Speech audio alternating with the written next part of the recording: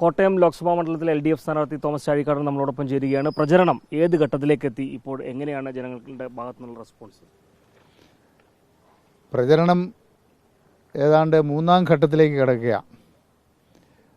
ആദ്യഘട്ടമെന്ന നിലയിൽ മിക്കവാറും എല്ലാ സ്ഥാപനങ്ങളും പ്രധാനപ്പെട്ട വ്യക്തികളെയും സന്ദർശിച്ചു. അതിനുശേഷം തെരഞ്ഞെടുപ്പിൻ്റെ പ്രക്രിയ ആരംഭിക്കുന്നത് സാധാരണഗതിയിൽ കൺവെൻഷനുകളോടുകൂടിയാണ്. പാർലമെൻറ്റ് മണ്ഡലം കൺവെൻഷൻ നടന്നു. അതിനുശേഷം അസംബ്ലി മണ്ഡലം തലത്തിലുള്ള കൺവെൻഷനുകൾ നടന്നു. അതിനുശേഷം പഞ്ചായത്ത് തലത്തിലുള്ള കൺവെൻഷനുകൾ നടന്നു. പഞ്ചായത്ത് തല കൺവെൻഷനുകൾക്ക് ശേഷം ബൂത്ത് തല കൺവെൻഷനുകൾ ഇന്നലെയോടുകൂടി ഏതാണ്ട് പൂർണ്ണമായിട്ടും പൂർത്തിയായിട്ടുണ്ട്. ഈ ആഴ്ചയിൽ ഇന്നു മുതൽ വിശുദ്ധവാര പ്രാർത്ഥനകൾ പ്രധാനമായിട്ടുമുണ്ട്.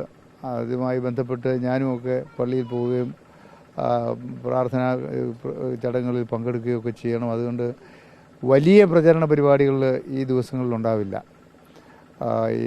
ഇന്ന് പെസഹ വ്യാഴാഴ്ചയാണ്. അതിൻ്റെ ചടങ്ങുകൾ രാവിലെ പള്ളിയിലുണ്ടായിരുന്നു. അതിനുശേഷം കുറച്ച് പ്രവർത്തകരോടുകൂടി ഞങ്ങൾ പ്രധാനപ്പെട്ട ചില സ്ഥാപനങ്ങളും വ്യക്തികളെയൊക്കെ സന്ദർശിച്ചു. നാളെയും പ്രധാനപ്പെട്ട ദുഃഖവെള്ളിയാഴ്ചയാണ്. അതുകൊണ്ട് തന്നെ കാര്യമായ ഒരു പ്രചരണ പരിപാടികളൊന്നും ഉണ്ടാവില്ല. പ്രചരണം മൂന്നാം ഘട്ടത്തിലേക്ക് കടന്നിരിക്കുകയാണ്. ഇനി നോമിനേഷൻ അടക്കമുള്ള കാര്യങ്ങളിലേക്കാണ് ഇനി നമ്മൾ പോകുന്നത്. എന്നാണ് നോമിനേഷൻ കൊടുക്കുകയും മറ്റു കാര്യങ്ങളിലേക്ക് കടക്കുന്നത്? നോമിനേഷൻ കൊടുക്കാൻ ഇപ്പോൾ തീരുമാനിച്ചിട്ടുള്ളത് 3-ാം തീയതിയാണ്. 3-ാം തീയതി രാവിലെ 11 മണിയോടുകൂടി നോമിനേഷൻ കൊടുക്കണമെന്നാണ് ഉദ്ദേശിക്കുന്നത്. സാധാരണഗതിയിൽ നോമിനേഷൻ സ്വീകരിക്കുന്നത് 11 മുതലാണ്. അപ്പോൾ 11 മണിക്ക് ശേഷം നോമിനേഷൻ കൊടുക്കുക, കളക്ട്രേറ്റിലായിരിക്കും കൊടുക്കുക. അതാണ് തീരുമാനം എടുത്തിരിക്കുന്നത്. ഇതെല്ലാം തീരുമാനിക്കുന്നത് തെരഞ്ഞെടുപ്പുമായി ബന്ധപ്പെട്ട കമ്മിറ്റികളാണ്.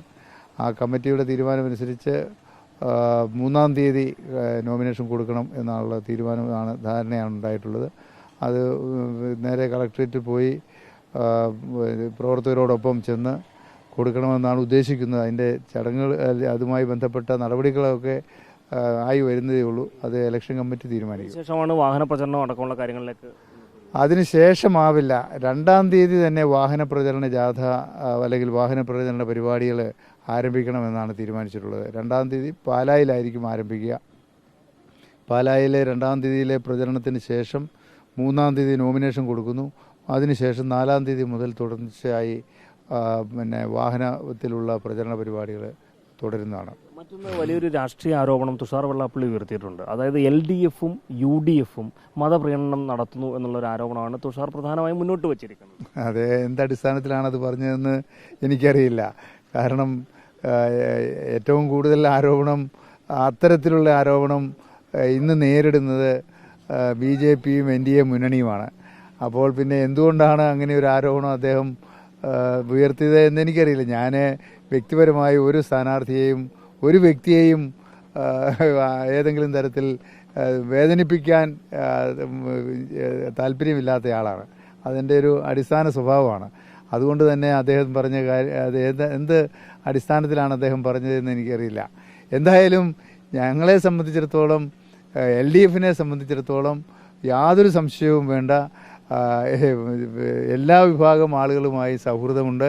എല്ലാ വിഭാഗത്തിൽപ്പെട്ട മതസ്ഥാപനങ്ങളിലും ഞങ്ങൾ കടന്നു ചെല്ലാറുണ്ട്. അവരോടൊക്കെ അനുഭവം ഉള്ളവരാണ്. എല്ലാ സ്ഥാപനങ്ങളും എല്ലാ മതവിഭാഗങ്ങളുമായിട്ട് നല്ല ബന്ധം കാത്തു സൂക്ഷിക്കുന്നവരാണ് ഇടതുപക്ഷ ജനാധിപത്യ മുന്നണിയുടെ കക്ഷികൾ. ഞങ്ങൾ കേരള കോൺഗ്രസ് പാർട്ടിയും അതേപോലെ തന്നെയുള്ള നിലപാടാണ് സ്വീകരിക്കുക. മുന്നണി മാറ്റം, അതായത് രാഷ്ട്രീയപരമായിട്ടുള്ള ഒരു മുന്നണി മാറ്റം ഉണ്ടായിട്ട് അത് നാളുകൾ കഴിഞ്ഞിട്ടും കോൺഗ്രസ് വീണ്ടും വീണ്ടും ആയുധമാക്കുന്നു. എന്താണ് കോൺഗ്രസിന് ഇതുമായി ബന്ധപ്പെട്ട എന്തെങ്കിലും ഭയം നിലനിൽക്കുന്നുണ്ട്? കോൺഗ്രസിന് എൻ്റെ അഭിപ്രായത്തിൽ, ഞാൻ അങ്ങനെ പറയുമ്പോൾ തെറ്റിദ്ധരിക്കരുത്, എൻ്റെ അഭിപ്രായത്തിൽ അവർ കാണിച്ചത് തെറ്റായിപ്പോയി എന്ന ബോധ്യം ഇപ്പോൾ അവർക്കുണ്ട്.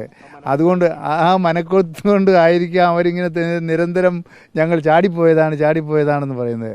ചാടിപ്പോയതല്ല, ഞങ്ങളെ പുറത്താക്കിയതാണ് എന്ന് ലോകത്തിന് മുഴുവൻ അറിയാം. അതിന് കൃത്യമായ അതിൻ്റെ വീഡിയോ ഉണ്ട്. ആ വീഡിയോ എല്ലാവരും കണ്ടിട്ടുള്ളതാണ്. അതിൽ അന്നത്തെ UDF കൺവീനർ പറയുന്നുണ്ട്, ഇനി മുതൽ UDF-ലേക്ക് ജോസ് കെ മാണി വിഭാഗത്തെ കേരള കോൺഗ്രസ് എമ്മിനെ വിളിക്കേണ്ട എന്ന് തീരുമാനിച്ചിരിക്കുന്നു. അപ്പോൾ മാധ്യമപ്രവർത്തകർ ചോദിക്കുന്നു, അപ്പോൾ അവരെ പുറത്താക്കിയതാണ് അല്ലേ എന്ന് ചോദിച്ചു. അല്ലാതെ പിന്നെ എന്താണ് അതിൻ്റെ അർത്ഥം എന്ന് പറഞ്ഞു. പിറ്റേ ദിവസം വന്ന പത്രങ്ങളിൽ, എല്ലാ പത്രങ്ങളിലും ഫ്രണ്ട് പേജിലെ വാർത്ത കേരള കോൺഗ്രസ് ജോസ് വിഭാഗത്തെ അല്ലെങ്കിൽ കേരള കോൺഗ്രസ് എമ്മിനെ പുറത്താക്കി, UDFിൽ നിന്ന് പുറത്താക്കി എന്ന വാർത്തയാണ് വന്നത്. അതിനുശേഷം ഇപ്പോൾ അവർ അത് നഷ്ടമായി പോയി എന്ന് അവർക്കിപ്പോൾ ബോധ്യമുണ്ട്. ആ നഷ്ടം ഇതിൻ്റെ ഒരു ബുദ്ധിമുട്ട് മറയ്ക്കാൻ വേണ്ടിയിട്ട് നടത്തുന്ന ഒരു പരിശ്രമമായി മാത്രമേ ഞങ്ങൾ ഇതിനെ കാണുന്നുള്ളൂ. എന്തായാലും ഒന്നാമനായി എത്തിയിട്ടുള്ള വികസനത്തോടൊപ്പം തന്നെ രാഷ്ട്രീയവും ചർച്ച ചെയ്തുകൊണ്ടായിരിക്കും തെരഞ്ഞെടുപ്പ് പ്രചരണ രംഗത്ത് മുന്നോട്ട് പോകും. യാതൊരു സംശയവുമില്ല. ഒരു സ്ഥാനാർത്ഥി എന്ന നിലയിൽ കൂടുതൽ രാഷ്ട്രീയം പറയാൻ ഞാൻ ആഗ്രഹിക്കുന്നില്ല. കാരണം അതിനേക്കാൾ കൂടുതൽ കാര്യങ്ങൾ ഒരു MP എന്ന നിലയിലും അതിനു മുമ്പ് MLA എന്ന നിലയിലും എനിക്ക് പ്രവർത്തനത്തിൽ കാണിക്കാൻ കഴിഞ്ഞിട്ടുണ്ട്. അതിൻ്റെ അംഗീകാരം എന്നും ജനങ്ങൾ എനിക്ക് നൽകിയിട്ടുണ്ട്. ഞാനത് ചില അവസരങ്ങളിലൊക്കെ സൂചിപ്പിച്ചിട്ടുമുണ്ട്. ആദ്യ തവണ ഞാൻ തെരഞ്ഞെടുപ്പ് രംഗത്തേക്ക് കടന്നു വരുന്നത് ആഗ്രഹിച്ചിട്ടായിരുന്നില്ല. പക്ഷേ എൻ്റെ സഹോദരൻ്റെ വേർപാടിന് ശേഷം KM മാണി സാറ് ഞാൻ രാഷ്ട്രീയ രംഗത്തേക്ക്, തെരഞ്ഞെടുപ്പ് രംഗത്തേക്ക് വരണമെന്ന് നിർദ്ദേശിച്ചു. ആ നിർദ്ദേശം ഞാൻ സ്വീകരിച്ചു.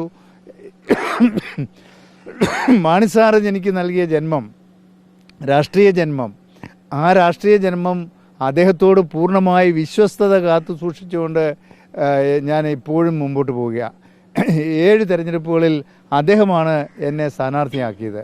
8ാമത്തെ തെരഞ്ഞെടുപ്പിൽ ഇപ്പോൾ ബഹുമാനപ്പെട്ട മാണി സാറിൻ്റെ പുത്രൻ ചെയർമാനായിട്ടുള്ള കേരള കോൺഗ്രസ് എമ്മിൽ നിന്നുകൊണ്ട് ഞാൻ തെരഞ്ഞെടുപ്പിനെ നേരിടുമ്പോൾ എനിക്ക് അഭിമാനമുണ്ട്, സന്തോഷമുണ്ട്. എന്നും KM മാണിയോടൊപ്പം, എന്നും വിശ്വസ്തയോടുകൂടി അദ്ദേഹത്തിൻ്റെ പാർട്ടിയോടൊപ്പം നിൽക്കാൻ കഴിയുന്നു. തുടക്കം മുതൽ ഇന്നുവരെ എൻ്റെ ചിഹ്നം ഒന്ന് മാത്രമാണ്, അത് 2 ചിഹ്നമാണ്.